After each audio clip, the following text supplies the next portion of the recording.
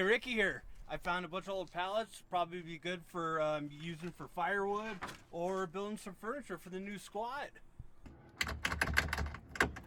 Hey, Cletus, did you find anything over there, bud?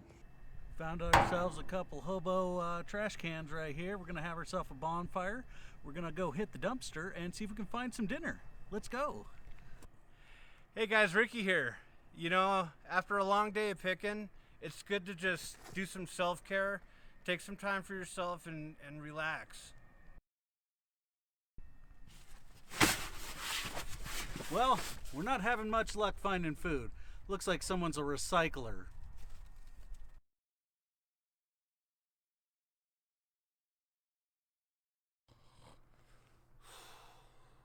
Oh, hey guys, Ricky here. You caught me on my second nap. I was just taking a little siesta. You know, after a long day of squatting and picking, it's good to just take some time out and get some really good self-care in there. Hey guys, it really don't get much better than this. This here is like the 4 seasons of squatting. I mean, we've got a roof over our head for protection from the elements. We got walls here. They're even insulated with some custom insulation. This is premium product right here. What a good find. What's our motto again? You bought it.